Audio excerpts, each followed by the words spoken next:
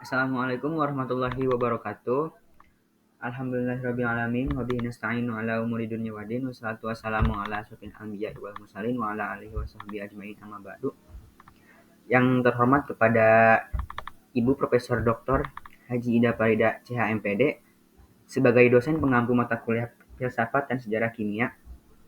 Kami dari kelompok 7 dengan beranggotakan Andika Reza, Desti Amelia, dan saya Habib Firdausi Farudin akan memaparkan materi yang berjudul latih logika. Nah, di sini kita akan membahas mengenai kesalahan logika yang berkategori salah fokus.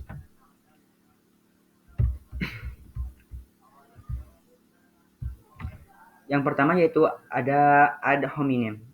Ad hominem ini merupakan salah fokus terhadap seseorang, atau biasa dalam istilah ini yaitu logika dan retorika yang merujuk pada suatu serangan pribadi terhadap seseorang yang menyampaikan argumen, alih-alih menyerang substansi argumen itu sendiri. Contohnya seperti menyerang latar belakang, kondisi fisik, atau kepercayaan. Seperti serangan terhadap karakter. Jangan dengarkan dia kan orang yang malas. Kemudian yang kedua itu serangan terhadap afiliasi. Contohnya seperti karena dia kaya, dia pasti tidak peduli dengan masyarakat kecil. Yang kedua yaitu fokus ke pendapat mayoritas. Fokus pada pendapat mayoritas ini adalah suatu pendekatan di mana keputusan kebijakan atau tindakan diambil berdasarkan pandangan atau referensi yang paling banyak dianut oleh suatu kelompok. Contohnya ketika suatu tren menjadi viral di mana media sosial. Banyak orang yang ikut-ikutan melakukannya tanpa benar-benar memahami alasan di balik tren tersebut. Atau kita sering memilih produk atau merek tertentu hanya karena merek tersebut populer atau banyak digunakan oleh orang lain.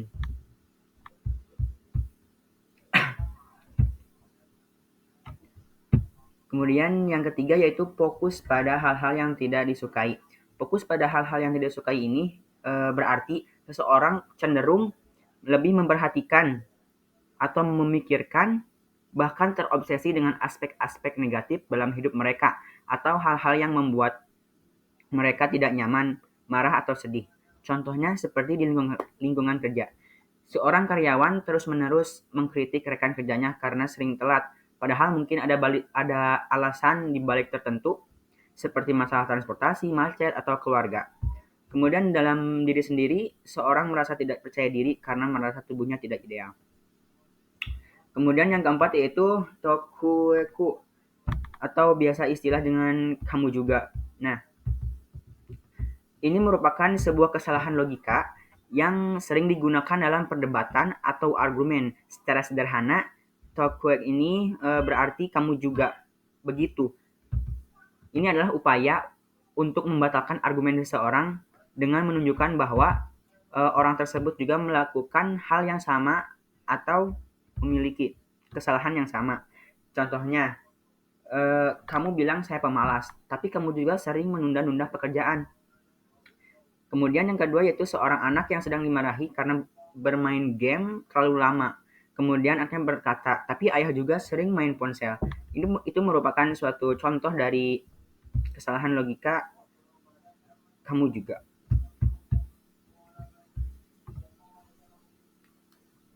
Kemudian yaitu lompatan logika. Lompatan logika ini memiliki 4 kategori. Yang pertama yaitu kesalahan 1. Dalam kesalahan 1 ini, yaitu A terjadi sebelum B, maka pasti A penyebab B. Artinya suatu peristiwa terjadi sebelum peristiwa lain, maka peristiwa yang pertama pasti menjadi penyebab peristiwa yang kedua. Contohnya seperti setiap kali saya memakai baju warna merah, tim favorit saya menang. Jadi, baju merah ini merupakan salah satu penyebab dari menang tersebut. Kemudian yang kedua yaitu sejak saya mulai minum vitamin C, saya tidak pernah sakit flu lagi. Jadi vitamin C sangat efektif mencegah flu. Yang kedua yaitu ketidaktahuan sebagai penjelasan. Salah belum terbukti benar dan benar belum terbukti salah. Contohnya, saya yakin ada kehidupan di planet Mars karena belum ada misi yang berhasil membuktikan sebaliknya. Kemudian yang kedua yaitu pasti ada makhluk halus di rumah ini karena sering terjadi hal-hal aneh yang tidak bisa dijelaskan. Itu merupakan contoh dari ketidaktahuan sebagai penjelasan.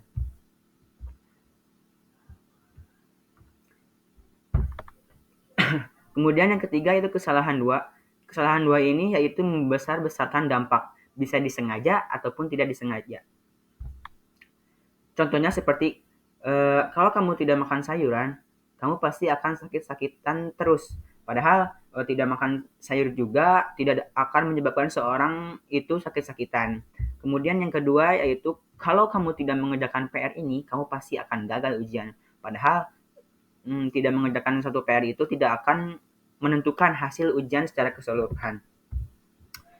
Kemudian yang keempat itu dilema palsu. Definisi dari dilema ini adalah situasi ketika dihadapkan pada dua kemungkinan yang setara sama bagusnya atau sama buruknya.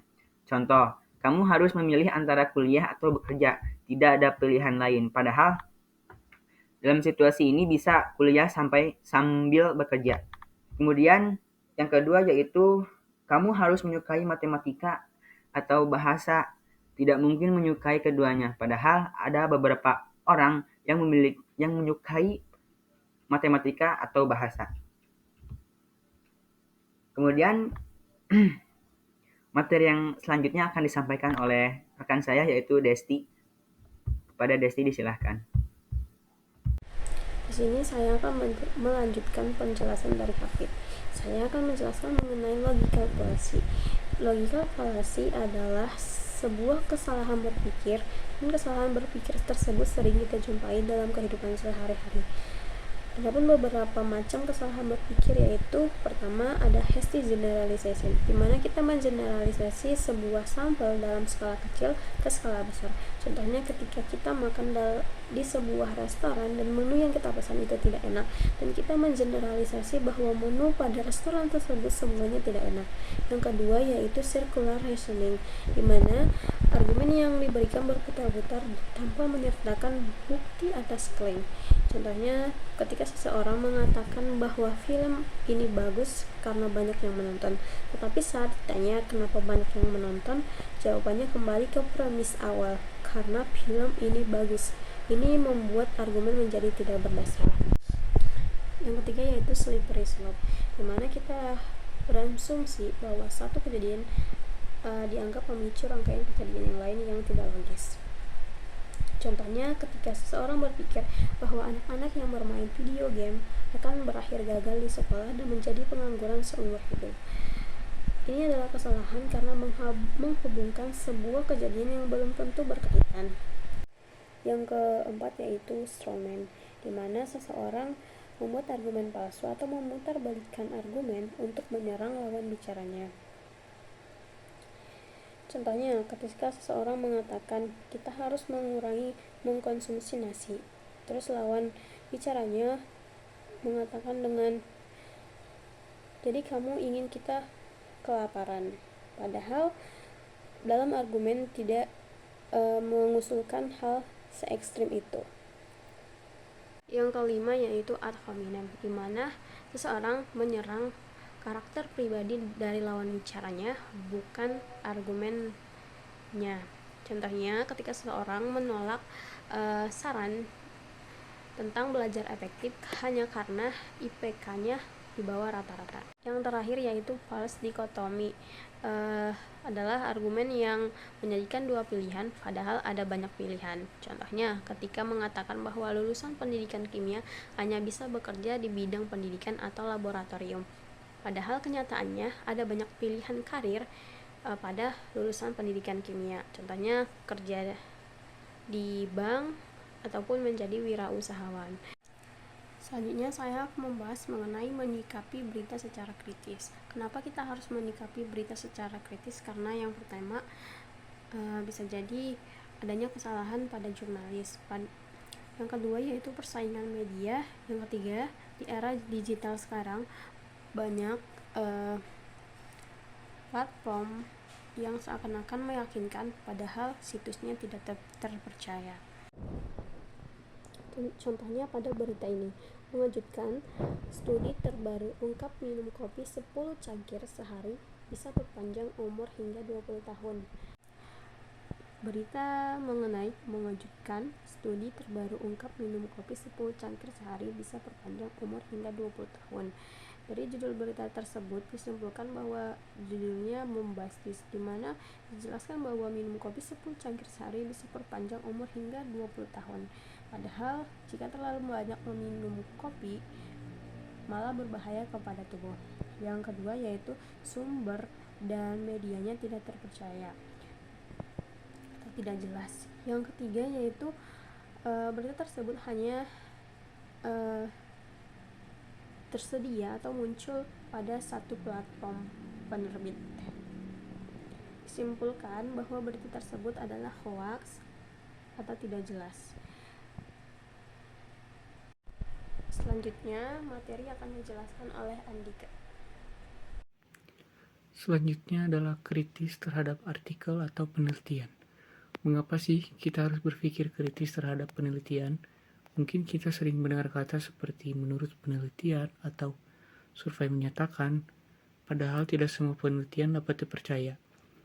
Jadi agar kita tidak keliru dalam membaca sebuah artikel sains, inilah pertanyaan yang harus kita jawab sebelum kita percaya sebuah artikel sains atau penelitian. Yang pertama, apakah judul penelitian tersebut sensasional? Lalu kedua, apakah peneliti bisa dan dapat dipercaya? Ketiga, apakah kesimpulan pada penelitian tersebut kuat? Keempat, betulkah hubungan sebab akibatnya?